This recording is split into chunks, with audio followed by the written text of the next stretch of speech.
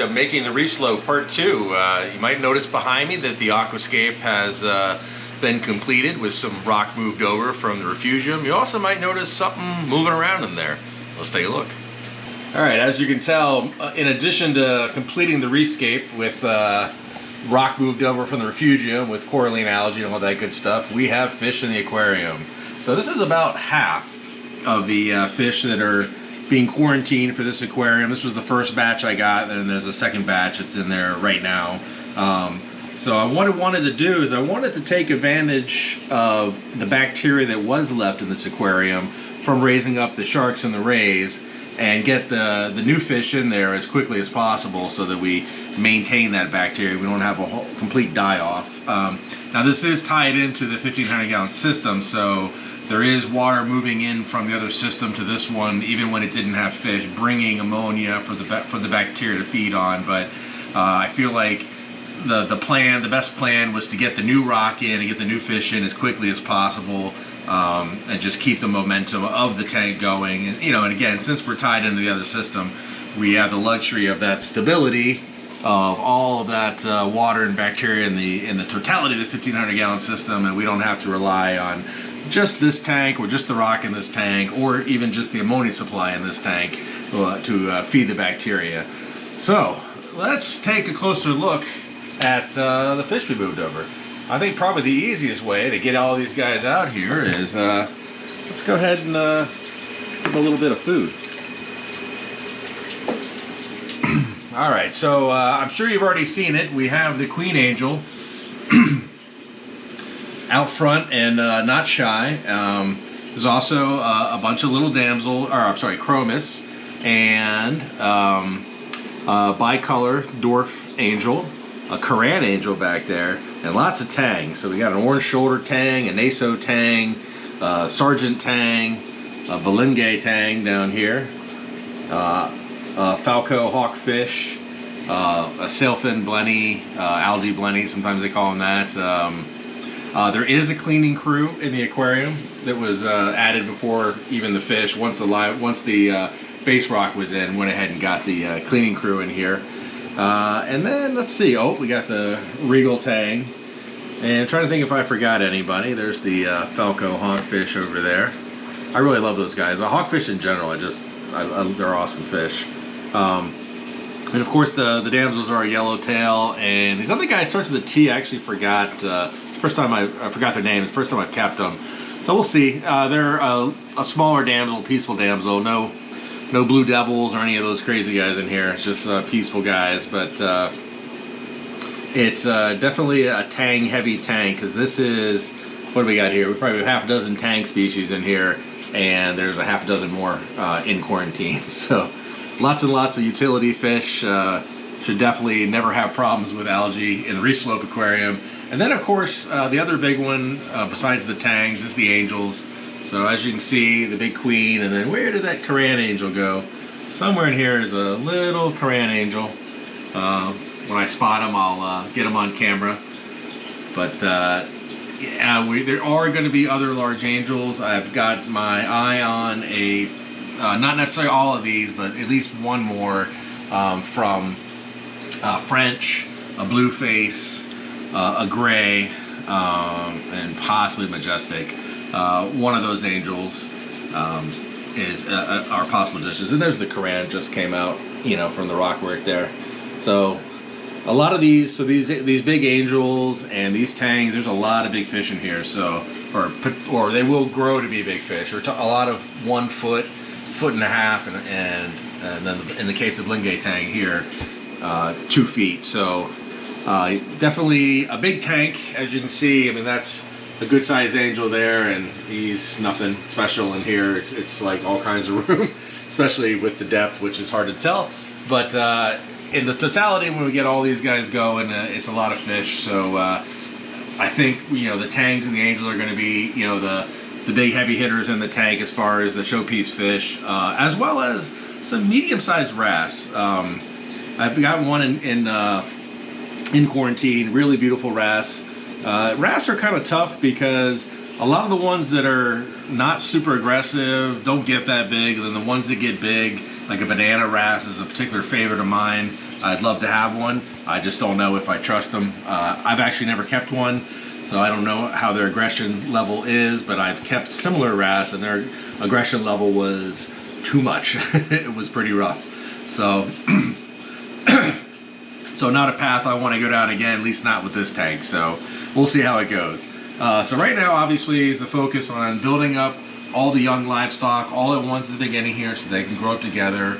With the exception of there'll be some smaller miscellaneous fish that get added over time, but I want to try to get the main stock in place. And then at that point, I'm focusing on all of the inverts. We have the main crew with hermits and snails and emerald crabs, that sort of thing. But I want to start adding sand sifters like larger starfish, cucumbers, some shrimp, some specialty crabs, those kinds of guys. And then of course the inverts that are going to make up the beautiful part of the reef, which is going to be corals and anemones, and of course a pair of clowns. I haven't figured out which clowns I want for this tank yet, but definitely want to get a big anemone with a pair of clowns.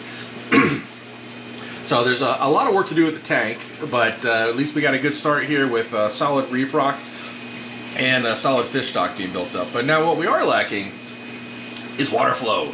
So what I've done is, well, let me show you what we got. We've got the very large gyre in the back, and as you can see, it's moving a lot of water, but it's not enough. Tank's 4 feet tall, it's 4 feet front to back. There is water flow, but not strong enough. So bring in these Sea-Safe pumps. So we got the Wave Surfer controller and 2 excess stream pumps. Now these are the ones that are going to go in the corners, the top corners of the tank, and they're going to be shooting back into the aquarium. And I'm going to try to have them cross paths with the output from the gyre and just create a stronger, more varied, wider laminar flow across the whole part of the reef there, as well as reaching further into the back. So I'm going to try to have these Sea-Safes coming over the top, kind of going, mixing in, but also hitting back and coming around. And then while the gyre is doing the big front to back sort of flow. So the thing to do right now is for me to get these pumps in, and then what I'll do is after they're in, I'll go ahead and dose the aquarium with Kent Purple Tech, I think it's called. So that's my calcium and alkalinity solution for growing coralline for the 1,500 gallon system. And at any rate, I will dose it right near the pump, so that way it'll fill in here with this sort of cloudy water, and we'll actually be able to see how good that the additional flow is doing. So we're actually going to be able to see the water flow because of the dosing solution in the water. So it's basically going to be like cloudy white water. So it'll make it easier to see. All right, let me get this in there and then we'll check it out and see how well it does. So it's kind of funny when you feed the 600 gallon, since it's tied into the 265, the overall 1,500 system, these fish smell the food and they get all excited. So I feel bad. You kind of have to feed both tanks at the same time, you know? So like one group of fish isn't like, what's going on? I smell the food, but I don't see any food. And knowing the other guys are chowing down while these guys are just swimming around trying to figure out what happened. So I figure I'd go ahead and get these guys their dinner as well. You can sort of see with the more established fish who've been here longer just how aggressively they feed, and you know, they're so used to, you know, me being here and everything else, so and the food. So pretty cool. I'll tell you that Indian black trigger, he's just getting really fat, really fat. He's very aggressive. I'm a very aggressive feeder, but actually, you know, very gentle with all the other fish. It's pretty nice to have a cool trigger like that in a community setting. Of course, the first time I ever had a Prado brown tang, and I have to say I'm really enjoying him. The colors are more subtle. It's kind of like a Naso tang sort of situation, you know, with the gray with the outlines of the bright color, but definitely really cool. Of course, my baby, my 10-year-old emperor angel. I love that fish. I love emperor angels in general. Probably definitely my favorite of the large angels. Definitely happy about having another tank where I can keep large angels in it. Especially the queen is a big one of mine, and also the French. They're some of my favorites. Another hawkfish. Love those guys.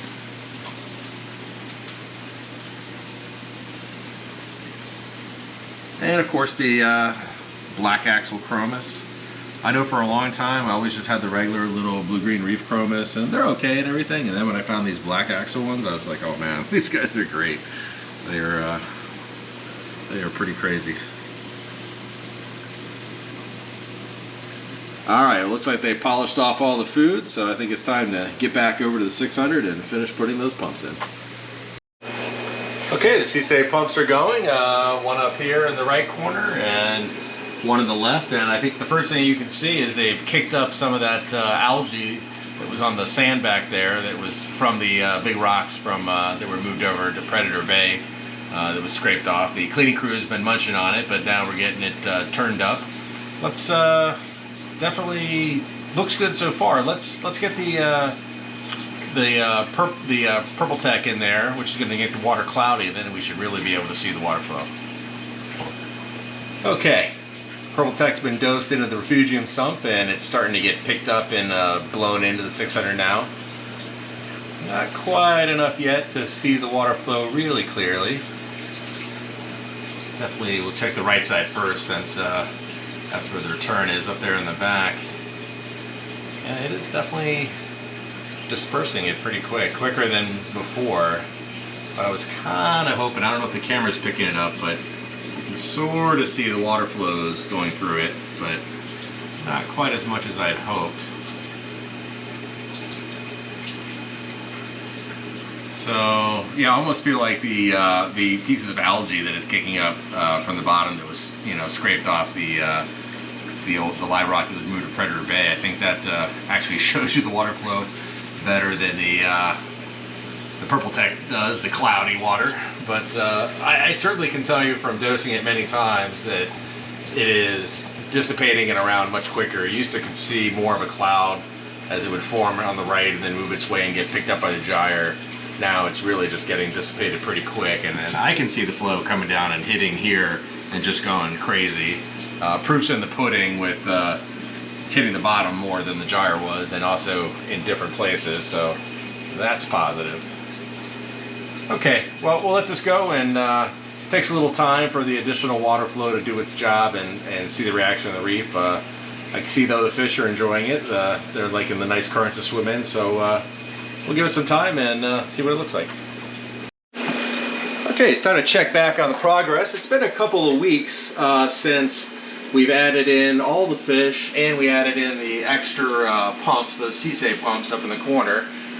Went ahead and dropped a couple of brine shrimp with spirulina cubes in there, so see if fish come out, and can show you the second batch of fish that were added. It was actually, with the exception of the Melanaris wrasse, it was all more tangs. So I have the complete complement of tangs now in the aquarium, probably a dozen of them or so. And you can kind of see they've already been at work. So a little bit of excess algae that was on the wall back there and on the ground, that's all gone. They've polished it all off. The additional water flow helped a little bit, but I do have to tell you that I don't think the CSA pumps are just not big enough for this size aquarium. So I'm going to hold on to those for a future project. They seem like nice quality pumps, and the controller works well, but they just aren't big enough for a 600 gallon, 4 feet front to back, 4 feet deep tank. I think I was just asking too much. So, in addition to correcting the water flow, I also need to add some more lights. There's just a couple lights in the back, and I need to add some lights further up since it's very deep front to back. So for the water flow, there's another Jabo gyre pump, which is what's in the back there. So what I'm going to do is I'm going to go ahead and put the other Jabo in the front, and I'm going to do the same thing I do on the other half of this system, the 265, which is aim them at each other and then let the water collide in the middle and just create turbulent water flow everywhere. And then for the lights, more Kessels going on there. There's going to be some Kessels that are positioned in the middle. Then the back right Kessel, actually the blue doesn't work on it, so I'm RMAing that, and I got the replacement light to fill that spot. In addition to that, you can just see that a few weeks time of adding the alkalinity and the calcium to the tank, you can see on the rocks we're starting to get both the biofilm and the coralline algae starting to see a little bit of pink, as well as a little bit of the tan from the biofilm. No real diatom outbreak or anything like that, since the tank was already cycled and it was connected to a cycled system. It wasn't a long period of time before the sharks and rays were moved out and these guys were moved in. So at any rate, yeah, the whole complement of the tangs are in here, and when I can source the other angels I want, I'll get those as soon as I can. I'm not concerned about getting all the fish stock right away, but I do want to get the fish that are grow very large that have a potential to pick on new additions in their species family. Like if I had this group of tangs all established and I added another small tang, or more specifically with the large angels, that could cause a problem. So I want to get those guys worked out, and then we can fill in with the other fish. Like I certainly want to get a pair of clownfish, an anemone, and some other smaller fish, but these guys won't bother them, so they can really be added at any time. Okay, so for the last fish moved over, with the exception of the Melanoris wrasse, they were all tangs. There was a white cheek tang, a clown tang, a square tail bristletooth tang, and the sailfin tang. So, I don't know if I said that twice. But at any rate, that is the final full complement of tangs. So we have quite the amount of utility fish in this aquarium. Definitely never have to worry about algae between the cleaning crew and those guys picking at the rock constantly. So let me go ahead and take the Seasay pumps off, get the other J-boat gyre on, and get the other lighting on. And let's take a look at what this thing looks like with the full complement of equipment on it. Okay, so the additional gyre pump is on the tank, and we have a massive amount of water flow there in the middle. It's just going everywhere. I went ahead and dosed inside here, which is why the water is a little milky for the coralline. I don't know if it makes a difference or not, but somehow I feel like the coralline accelerator, if it kind of lands on the rock some, or whatever area you dose, seems to grow it the most intense, but it definitely does get everywhere. So for a little while, rather than dosing the refugium, I'll just dose this tank since they're all connected together. And I think it's already taking off. There's definitely a lot of growth already happening on the rock in a pretty short period of time.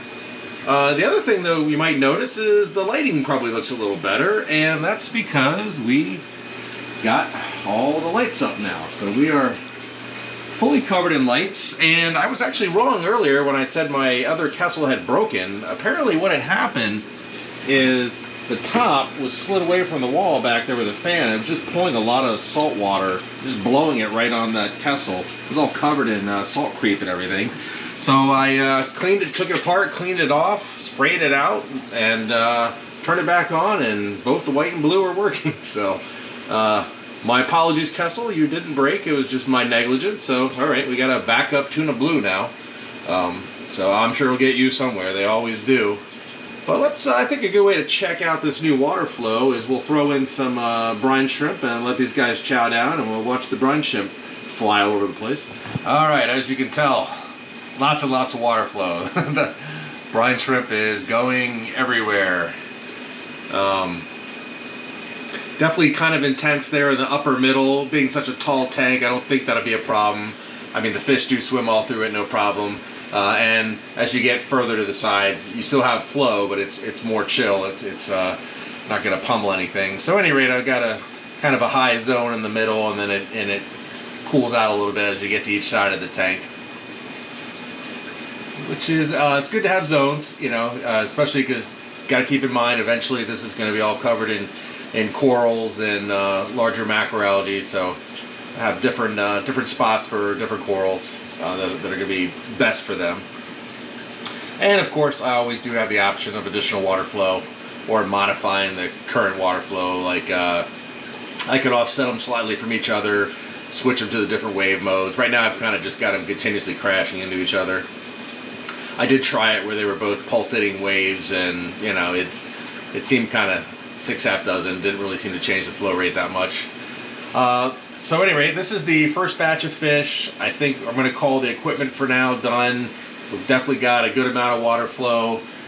We have very quality lighting now, and all the zones are lit, which is good. We have the first batch of fish. I was trying to add another angel, but I haven't been able to source one yet, so not a lot I can do on that. Until I can find them, I'll get them in here. But mainly now, what's going to happen is sort of the long slog. This is where We need to get all the coralline algae built up in the environment. We just need to slowly build up the invertebrate livestock in terms of corals, and then the macroalgae, and just keep building it up. As far as fish, there'll be a few more, but this is the lion's share for right now.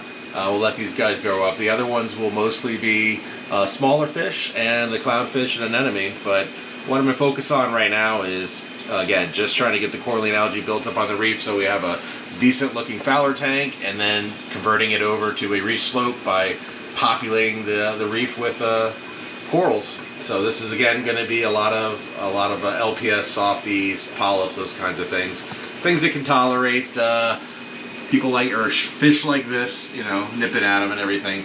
Plus there'll be dwarf angels and all that. So everything that can tolerate those guys as a potential coral for this aquarium. All right, thanks for checking out Making the Reef Slope Part 2. We have a long ways to go with this aquarium. Like all the ecosystem tanks, it takes time to build up the ecosystem, but we are on to the funner parts now. We're gonna start populating that reef, and it's really gonna take on a completely different look. I think we have the base equipment all set. I do need to repopulate the refugium that this is tied into with a little more rock. It's getting a little bare in there, but there is a lot of macroalgae going in there, and that's looking really good. And so hopefully some of those will also be transplants over to 600 Reef Slope. In addition, the 3,000 gallon, I keep saying it's close. Well, I put a lot of work in this weekend, and the lights are mostly switched over, and a lot of plumbing was done, and a lot of return plumbing, everything like that. So we're going from 1 return to 6, and we've gone from where we've tripled up the drain. So it's a big difference, and it only after a short period of time. It's very noticeable, the impact. It's really making the filter really work as it was originally intended. And a little cool update on Predator Bay, where the filter there is actually doing, I mean, it's actually working exactly like I expected it would. The nitrates are just non-existent. Those are big eaters. And there was almost no cycle with moving over all that live rock. You know, a little bit of diatom, but not much. So that was pretty cool. Everything's just been going great on that, you know. Hopefully don't jinx myself, but it's been quite a while now, and they're doing great. The tank is doing great, and I think that filtration might actually, runway, raceway sort of filtration might really be doing the trick. So far, so good. And lastly, the workout room, where I'm going to move the workout room to another building, like a gym shed kind of thing, and that's going to open up basically a whole new Amazon jungle aquarium. So basically the current 220 Amazon jungle is going to get enlarged greatly, and it's going to be a much better version of itself. And then the 220 is going to get backfilled, and I think you really like the idea. I really like the idea. I'm really pumped to build it.